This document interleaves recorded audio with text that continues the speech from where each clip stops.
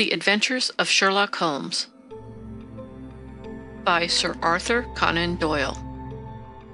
The Adventure of the Noble Bachelor. The Lord St. Simon marriage and its curious termination have long ceased to be a subject of interest in those exalted circles in which the unfortunate bridegroom moves. Fresh scandals have eclipsed it, and their more piquant details have drawn the gossips away from this 4-year-old drama.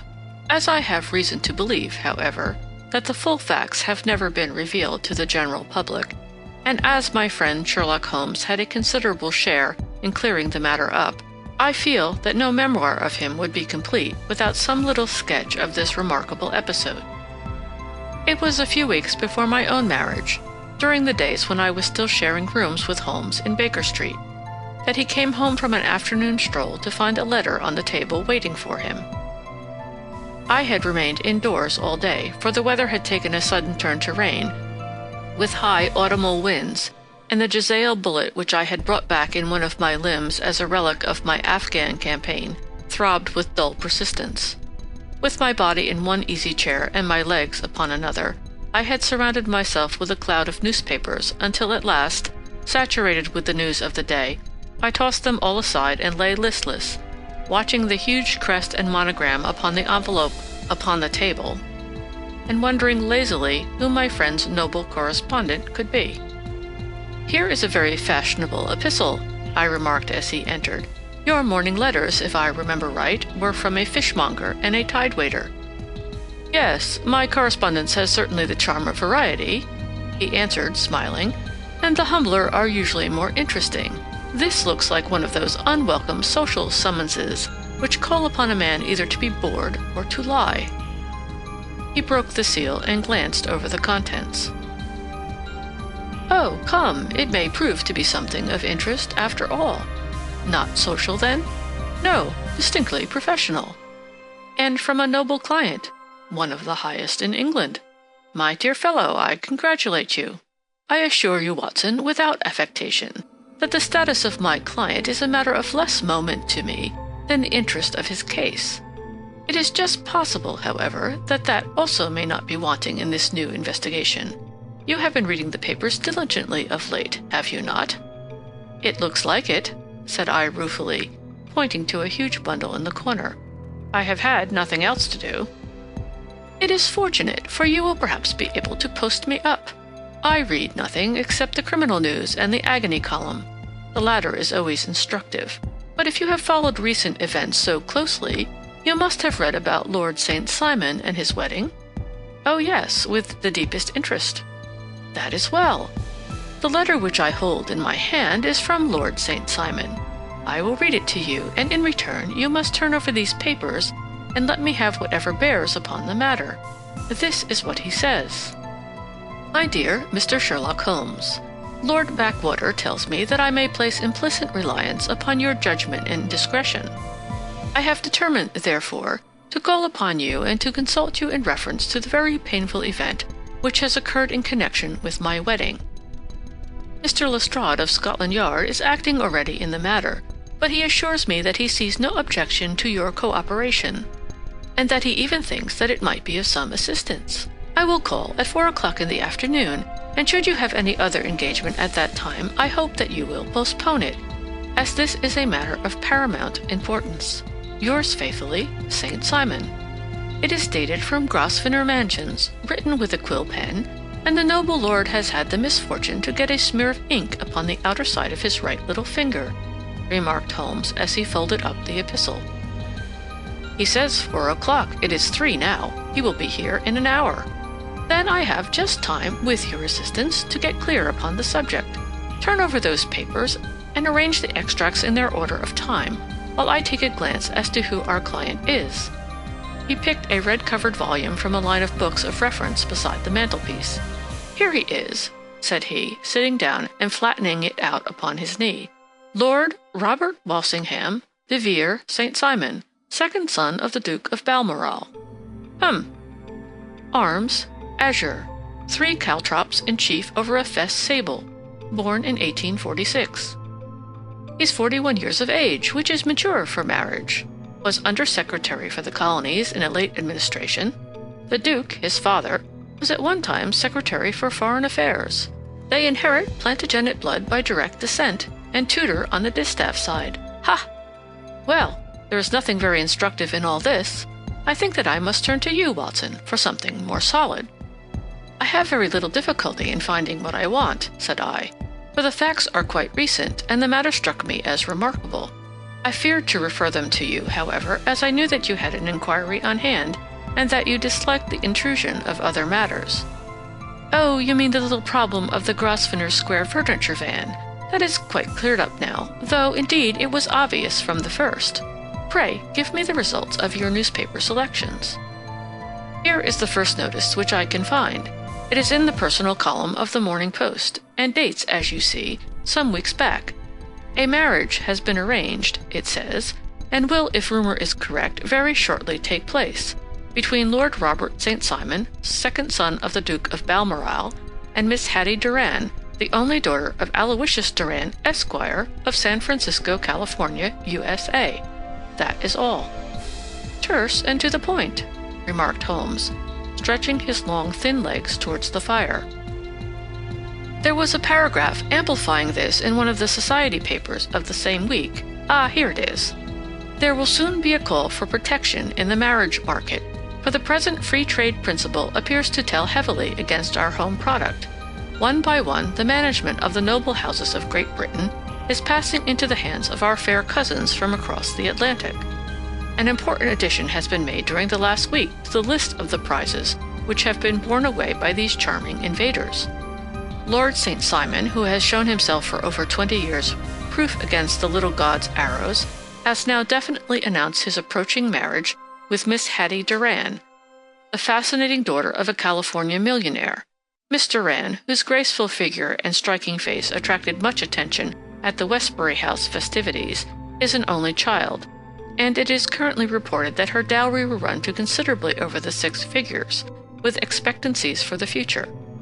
As it is an open secret that the Duke of Balmoral has been compelled to sell his pictures within the last few years, and as Lord St. Simon has no property of his own, save the small estate of Birchmoor, it is obvious that the Californian heiress is not the only gainer by an alliance which will enable her to make the easy and common transition from a Republican lady to a British peeress.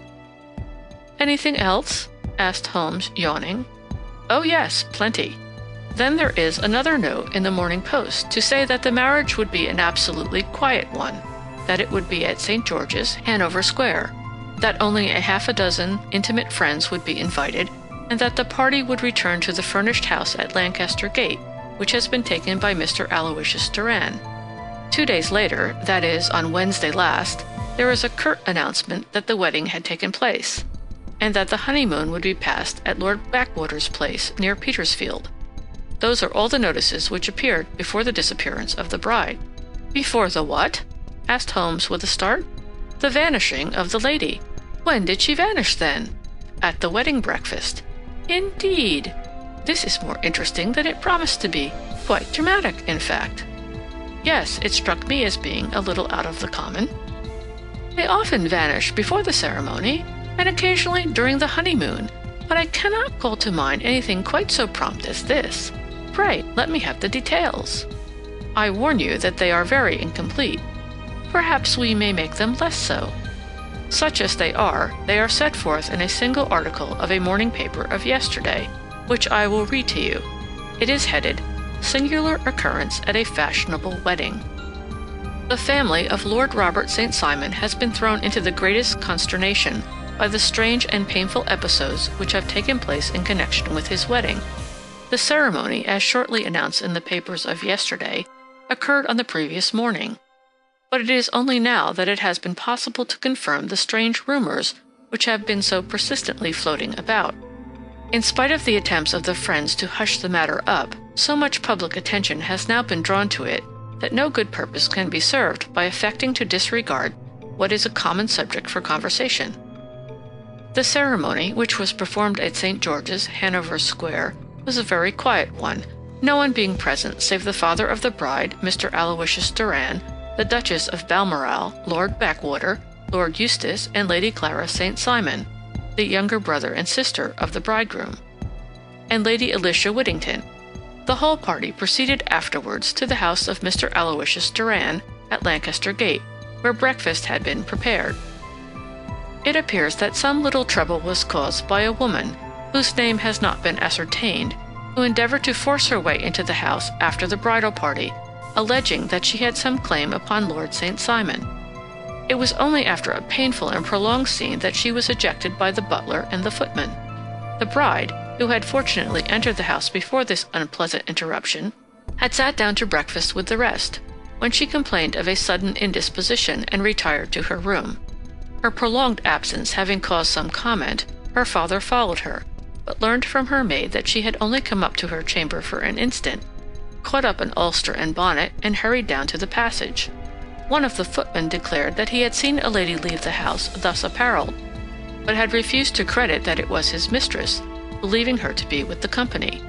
On ascertaining that his daughter had disappeared, Mr. Aloysius Doran, in conjunction with the bridegroom, instantly put themselves in communication with the police, and very energetic inquiries are being made, which will probably result in a speedy clearing up of this very singular business.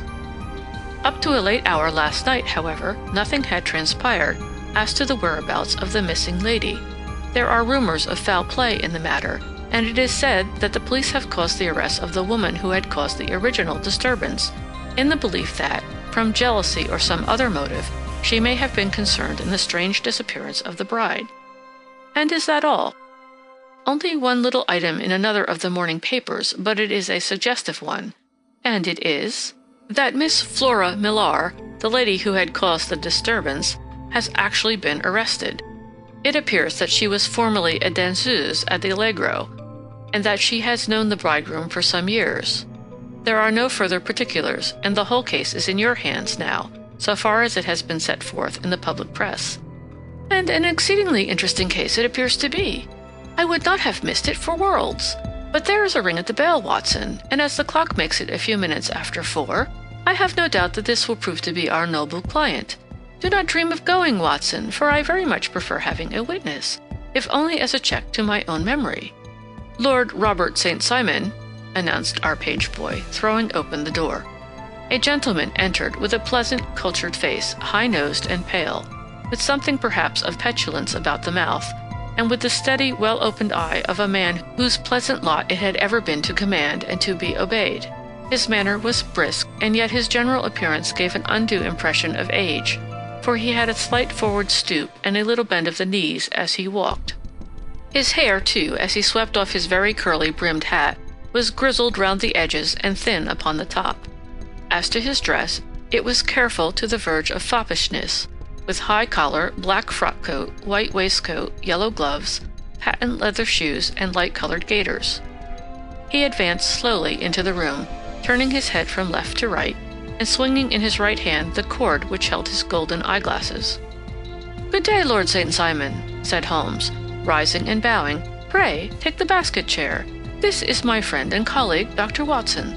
Draw up a little to the fire, and we will talk this matter over." "A most painful matter to me, as you can most readily imagine, Mr. Holmes. I have been cut to the quick. I understand that you have already managed several delicate cases of this sort, sir, though I presume that they were hardly from the same class of society." "No, I am descending." "I beg pardon?" "My last client of the sort was a king." "Oh, really? I had no idea. And which king?" "The King of Scandinavia." "What? Had he lost his wife?" "You can understand," said Holmes suavely, "that I extend to the affairs of my other clients the same secrecy which I promised you in yours." "Of course. Very right, very right. I'm sure I beg pardon. As to my own case, I am ready to give you any information which may assist you in forming an opinion." "Thank you. I have already learned all that is in the public prints, nothing more. I presume that I may take it as correct, this article, for example, as to the disappearance of the bride?" Lord St. Simon glanced over it. "Yes, it is correct as far as it goes." "But it needs a great deal of supplementing before anyone could offer an opinion. I think that I may arrive at my facts most directly by questioning you. Pray do so." "When did you first meet Miss Hattie Doran?" In San Francisco a year ago. You were traveling in the States? Yes. Did you become engaged then? No. But you were on a friendly footing. I was amused by her society, and she could see that I was amused. Her father is very rich? He is said to be the richest man on the Pacific slope. And how did he make his money? In mining. He had nothing a few years ago, then he struck gold, invested it, and came up by leaps and bounds. Now, what is your own impression as to the young lady's, your wife's, character? The nobleman swung his glasses a little faster and stared down into the fire. You see, Mr. Holmes, said he, my wife was 20 before her father became a rich man. During that time she ran free in a mining camp and wandered through woods or mountains, so that her education has come from nature rather than from the schoolmaster. She is what we call in England a tomboy, with a strong nature, wild and free, unfettered by any sort of traditions. She is impetuous, volcanic, I was about to say. She is swift in making up her mind and fearless in carrying out her resolutions. On the other hand, I would not have given her the name which I have the honor to bear. He gave a little stately cough. Had I not thought her to be at bottom a noble woman. I believe that she is capable of heroic self-sacrifice, and that anything dishonorable would be repugnant to her. Have you her photograph? I brought this with me. He opened a locket and showed us the full face of a very lovely woman. It was not a photograph, but an ivory miniature, and the artist had brought out the full effect of the lustrous black hair, the large dark eyes, and the exquisite mouth. Holmes gazed long and earnestly at it. Then he closed the locket and handed it back to Lord St. Simon. The young lady came to London then, and you renewed your acquaintance? Yes. Her father brought her over for this last London season. I met her several times, became engaged to her, and have now married her. She brought, I understand, a considerable dowry? A fair dowry, not more than is usual in my family. And this, of course, remains to you, since the marriage is a fait accompli? I really have made no inquiries on the subject. Very naturally not. Did you see Miss Durand on the day before the wedding? Yes. Was she in good spirits? Never better. She kept talking of what we should do in our future lives. Indeed, that is very interesting. And on the morning of the wedding, she was as bright as possible, at least until after the ceremony. And did you observe any change in her then? Well, to tell the truth, I saw then the first signs that I had ever seen that her temper was just a little sharp. The incident, however, was too trivial to relate, and can have no possible bearing upon the case. Pray, let us have it for all that. Oh, it is childish. She dropped her bouquet as we went towards the vestry. She was passing the front pew at the time, and it fell over into the pew. There was a moment's delay, but the gentleman in the pew handed it up to her again, and it did not appear to be the worse for the fall. Yet when I spoke to her of the matter, she answered me abruptly, and in the carriage on our way home she seemed absurdly agitated over this trifling cause. Indeed, you say that there was a gentleman in the pew. Some of the general public were present, then? Oh yes, it is impossible to exclude them when the church is open. This gentleman was not one of your wife's friends. No, I call him a gentleman by courtesy, but he was quite a common-looking person. I hardly noticed his appearance. But really, I think that we are wandering rather far from the point. Lady St. Simon, then, returned from the wedding in a less cheerful frame of mind than she had gone to it. What did she do on re-entering her father's house? I saw her in conversation with her maid. And who is her maid? Alice is her name. She is an American and came from California with her. A confidential servant? A little too much so. It seemed to me that her mistress allowed her to take great liberties. Still, of course, in America they look upon these things in a different way. How long did she speak to this Alice? Oh, a few minutes. I had something else to think of. You did not overhear what they said? Lady St. Simon said something about jumping a claim. She was accustomed to use slang of that kind. I have no idea what she meant. American slang is very expressive sometimes. And what did your wife do when she finished speaking to her maid? She walked into the breakfast room. On your arm? No, alone. She was very independent in little matters like that. Then, after we had sat down for 10 minutes or so, she rose hurriedly, muttered some words of apology, and left the room. She never came back. But this maid Alice, as I understand, deposes that she went to her room, covered her bride's dress with a long ulster, put on a bonnet, and went out. Quite so. And she was afterwards seen walking into Hyde Park in company with Flora Millar, a woman who is now in custody, and who had already made a disturbance at Mr. Durand's house that morning. Ah, yes. I should like a few particulars as to this young lady and your relations to her. Lord St. Simon shrugged his shoulders and raised his eyebrows. We have been on a friendly footing for some years. I may say on a very friendly footing. She used to be at the Allegro. I have not treated her ungenerously, and she had no just cause of complaint against me. But you know what women are, Mr. Holmes. Flora was a dear little thing, but exceedingly hot-headed and devotedly attached to me. She wrote me dreadful letters when she heard that I was about to be married. And to tell the truth, the reason why I had the marriage celebrated so quietly was that I feared lest there might be a scandal in the church. She came to Mr. Durand's door just after we returned, and she endeavored to push her way in, uttering very abusive expressions towards my wife, and even threatening her. But I had foreseen the possibility of something of the sort, and I had 2 police fellows there in private clothes, who soon pushed her out again. She was quiet when she saw that there was no good in making a row. Did your wife hear all this? No, thank goodness, she did not. And she was seen walking with this very woman afterwards. Yes, that is what Mr. Lestrade of Scotland Yard looks upon as so serious. It is thought that Flora decoyed my wife out and laid some terrible trap for her. Well, it is a possible supposition. You think so too? I did not say a probable one, but you do not yourself look upon this as likely? I do not think Flora would hurt a fly. Still, jealousy is a strange transformer of characters. Pray, what is your own theory as to what took place? Well, really, I came to seek a theory, not to propound one. I have given you all the facts. Since you ask me, however, I may say that it has occurred to me as possible that the excitement of this affair, the consciousness that she had made so immense a social stride, had the effect of causing some little nervous disturbance in my wife.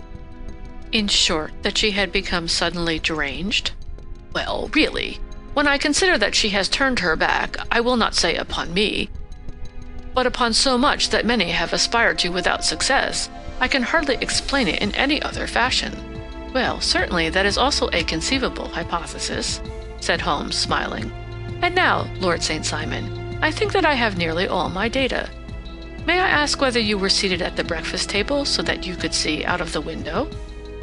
We could see the other side of the road and the park. Quite so. Then I do not think that I need to detain you longer. I shall communicate with you. Should you be fortunate enough to solve this problem, said our client, rising. I have solved it. Eh? What was that? I say that I have solved it. Where, then, is my wife? That is a detail that I shall speedily supply. Lord St. Simon shook his head. I am afraid that it will take wiser heads than yours or mine, he remarked, and bowing in a stately, old-fashioned manner, he departed. It is very good of Lord St. Simon to honor my head by putting it on a level with his own, said Sherlock Holmes, laughing. I think that I shall have a whiskey and soda and a cigar after all this cross-questioning. I had formed my conclusion as to the case before our client came into the room. My dear Holmes, I have notes of several similar cases, though none, as I remarked before, which were quite as prompt. My whole examination served to turn my conjecture into a certainty.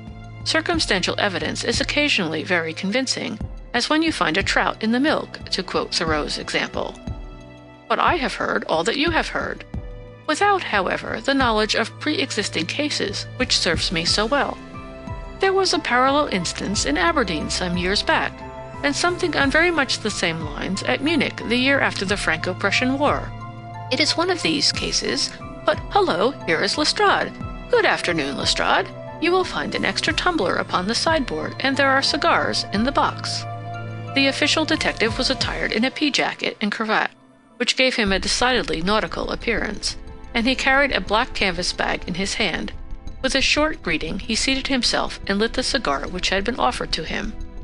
"What's up, then?" asked Holmes with a twinkle in his eye. "You look dissatisfied." "And I feel dissatisfied. It is this infernal St. Simon marriage case. I can make neither head nor tail of the business."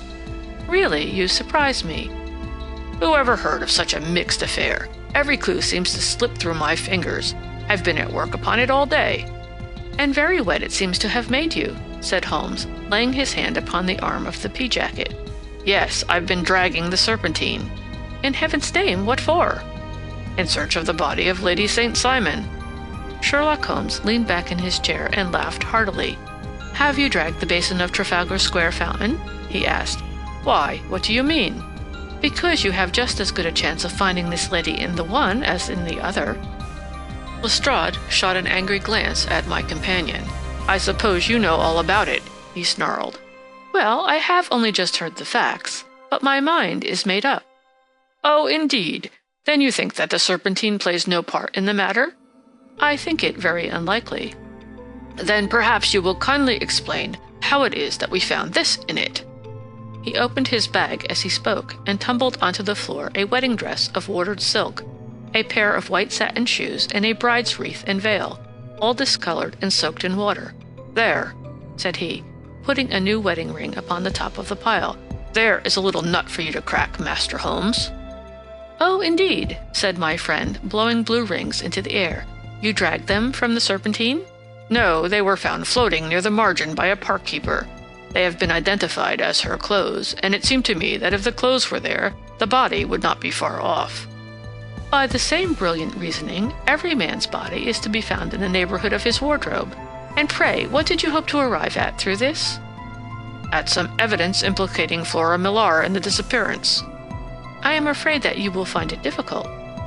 "Are you indeed now?" cried Lestrade with some bitterness.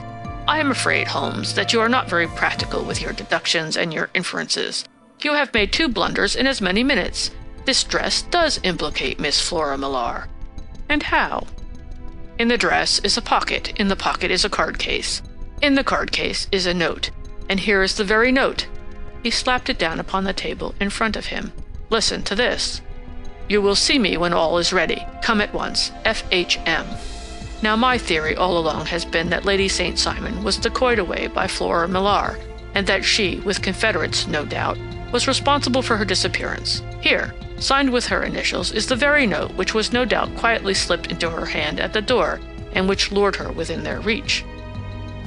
"Very good, Lestrade," said Holmes, laughing. "You really are very fine indeed. Let me see it." He took up the paper in a listless way, but his attention instantly became riveted, and he gave a little cry of satisfaction. "This is indeed important," said he. "Ha! You find it so?" "Extremely so. I congratulate you warmly." Lestrade rose in his triumph and bent his head to look. "Why," he shrieked, "you're looking at the wrong side." "On the contrary, this is the right side." "The right side? You're mad.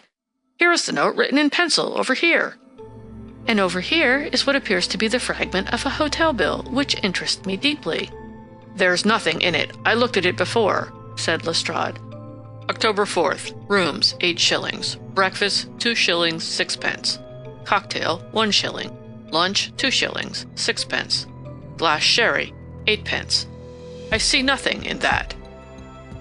"Very likely not. It is most important all the same. As to the note, it is important also, or at least the initials are, so I congratulate you again." "I've wasted time enough," said Lestrade, rising. "I believe in hard work and not in sitting by the fire spinning fine theories. Good day, Mr. Holmes, and we shall see which gets to the bottom of the matter first." He gathered up the garments, thrust them into the bag, and made for the door. "Just one hint to you, Lestrade," drawled Holmes before his rival vanished. "I will tell you the true solution of the matter. Lady St. Simon is a myth.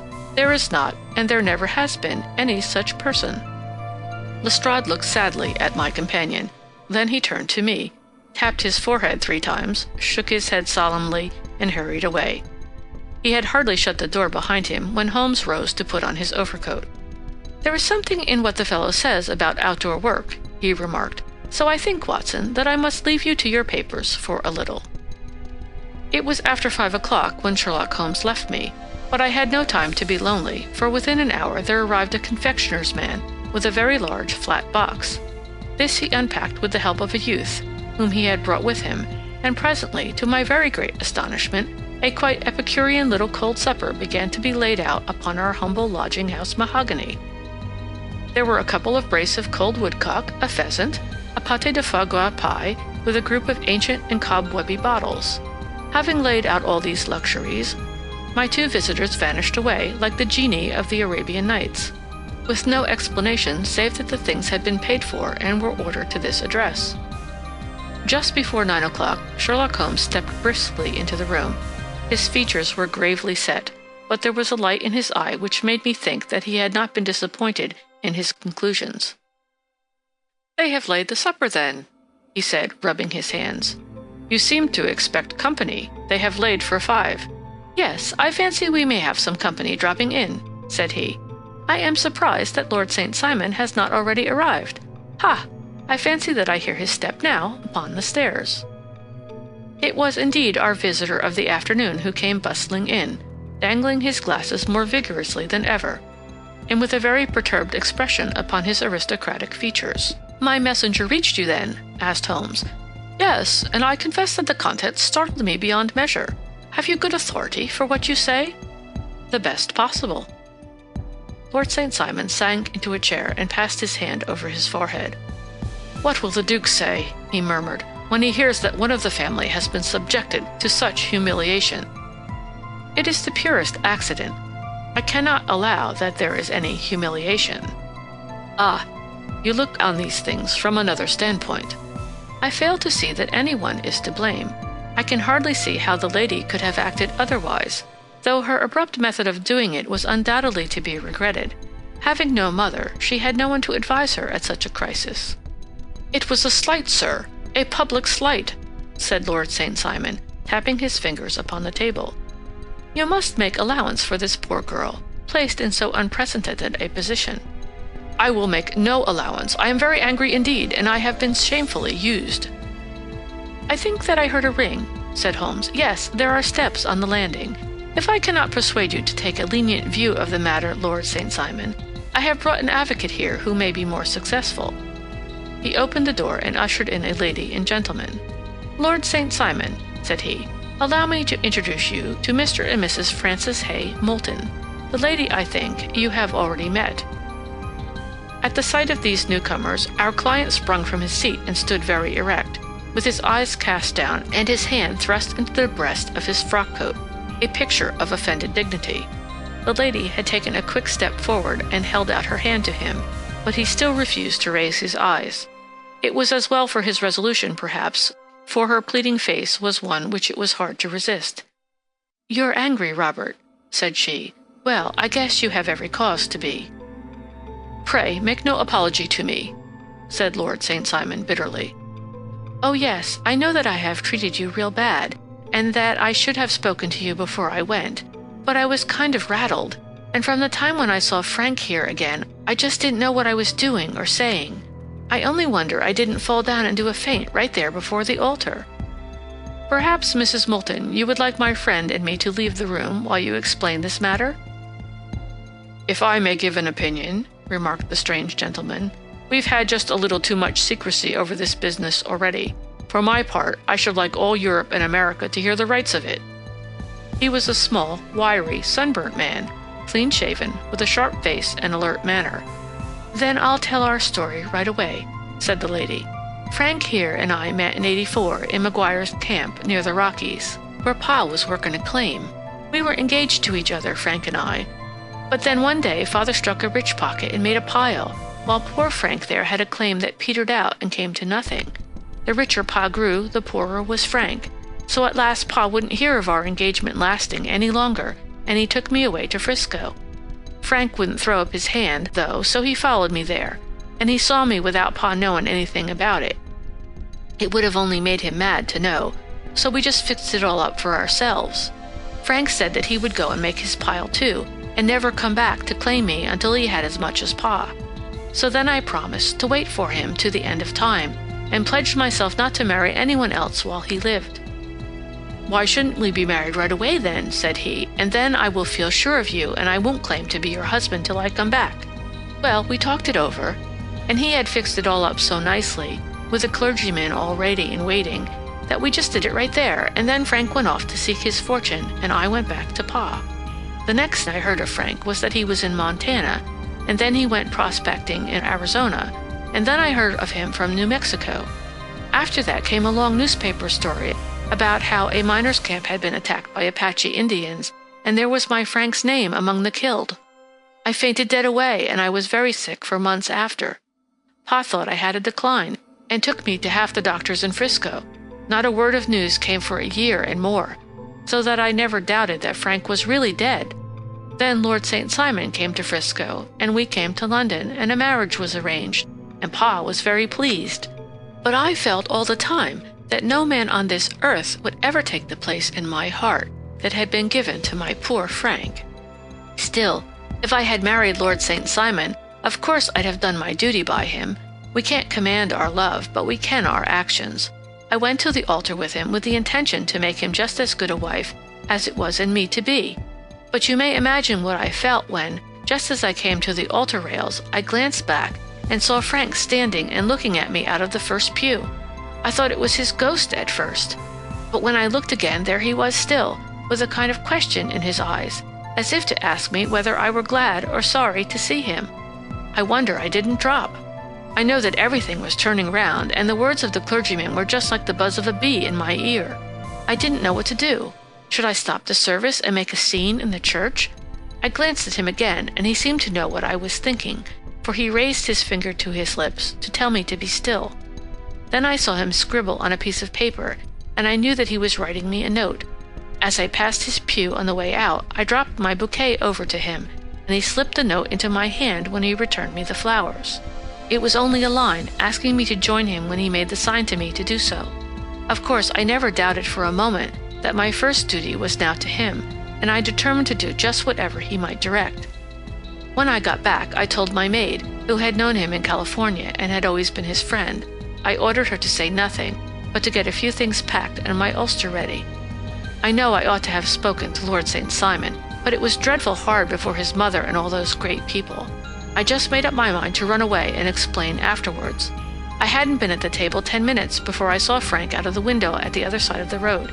He beckoned to me and then began walking into the park. I slipped out, put on my things, and followed him. Some woman came talking something or other about Lord St. Simon to me. Seemed to me from the little I heard as if he had a little secret of his own, before marriage also. But I managed to get away from her and soon overtook Frank.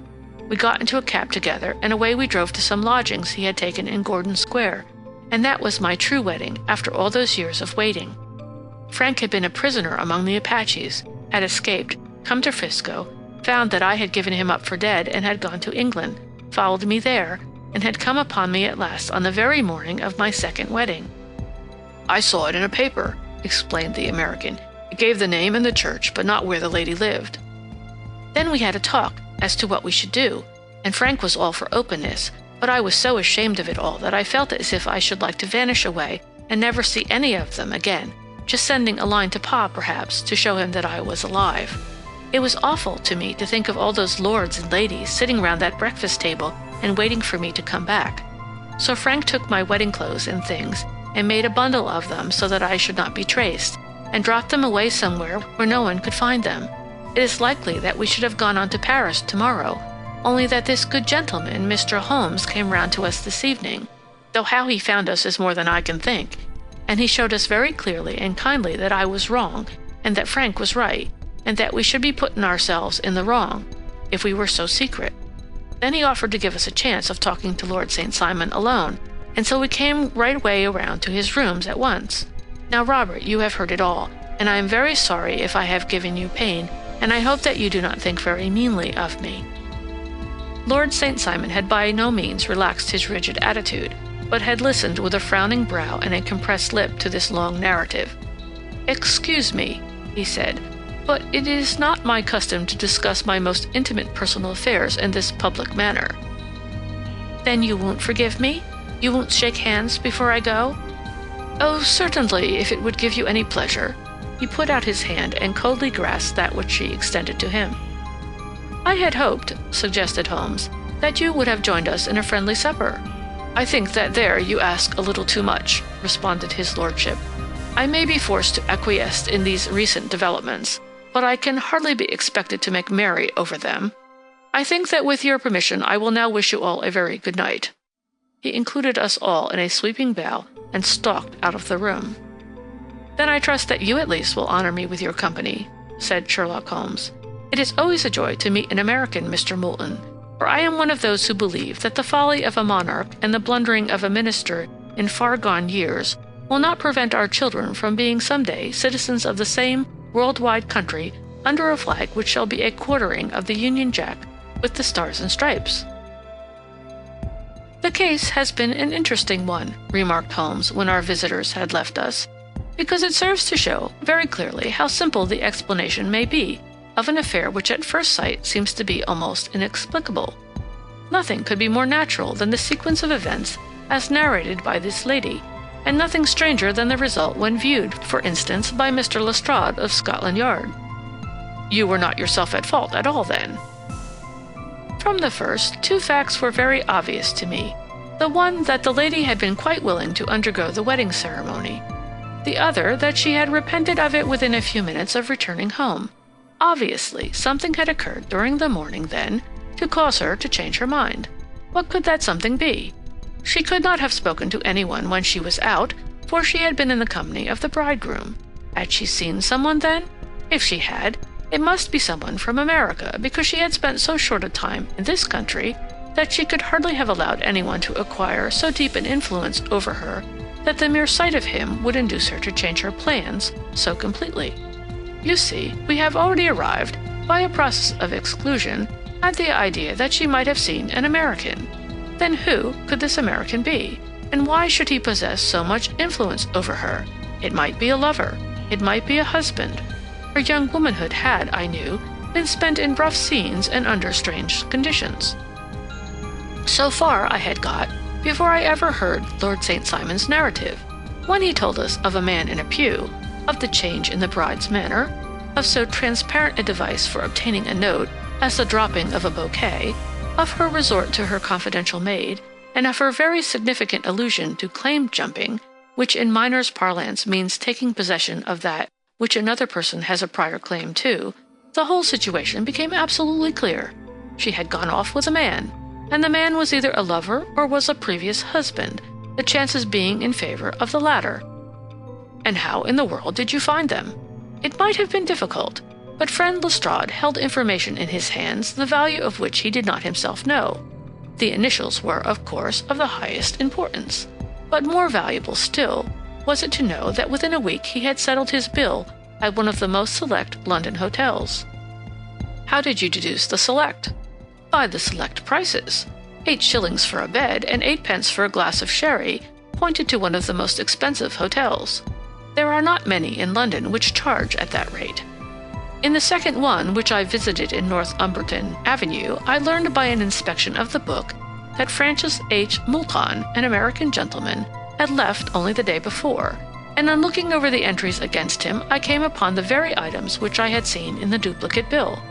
His letters were to be forwarded to 226 Gordon Square, so thither I travelled, and being fortunate enough to find the loving couple at home, I ventured to give them some parental advice, and to point out to them that it would be better in every way that they should make their position a little clearer, both to the general public and to Lord St. Simon in particular. I invited them to meet him here, and as you see, I made him keep the appointment. But with no very good result, I remarked. His conduct was certainly not very gracious. Ah, Watson, said Holmes, smiling, perhaps you would not be very gracious either if, after all the trouble of wooing and wedding, you found yourself deprived in an instant of a wife and of fortune. I think that we may judge Lord St. Simon very mercifully, and thank our stars that we are never likely to find ourselves in the same position. Draw up your chair and hand me my violin, for the only problem we have still to solve is how to while away these bleak autumnal evenings.